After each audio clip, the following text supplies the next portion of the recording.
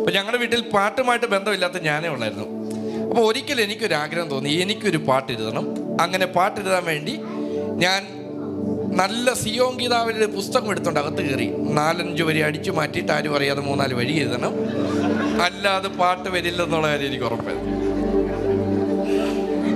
പക്ഷേ ഈ വീട്ടിൽ സിബ്ലിങ്സ് ഉണ്ടെങ്കിൽ അവർ കണ്ടുപിടിക്കുമെന്ന് പറയുന്നതിൻ്റെ ഏറ്റവും വലിയ തെളിവാണ്. എൻ്റെ വീട്ടിൽ അത് കണ്ടുപിടിച്ചു.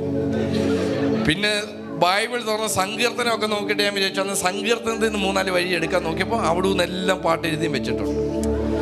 അങ്ങനെ പുതിയ നിയമത്തിൽ ലൂക്കോസ് സുവിശേഷം എടുത്ത് ഇങ്ങനെ വായിച്ചു വന്നപ്പോൾ 2 പേര് വീട് വെക്കുന്ന എഴുതി.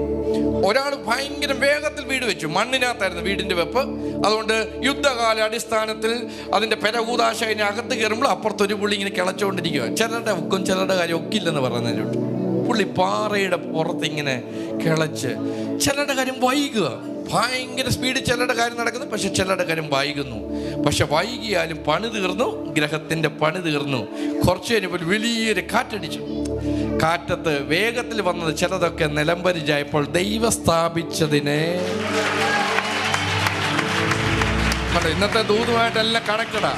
ദൈവം സ്ഥാപിച്ചതിനെ ദൈവം സ്ഥാപിച്ചു.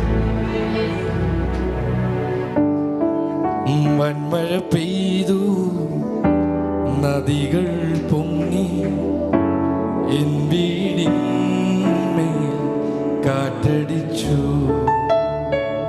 ഇത് സാധാരണ എല്ലാവരും അനുഭവം വന്ന പാട്ട് എഴുതുന്നത്, പക്ഷെ ഞാൻ പാട്ട് എഴുതിക്കാൻ അനുഭവം തുടങ്ങി. എൻ്റെ അമ്മ കിടപ്പായി, കണ്ണു കുഴിഞ്ഞു, കിഡ്നിക്ക് 2 കംപ്ലൈൻറ്റ്, പുറകിൽ തേയ്മാനം, തലമുടി മൊത്തം പോയി മൊട്ടച്ചയായി, 70 കിലോയിൽ നിന്ന് 40 കിലോ ആയി.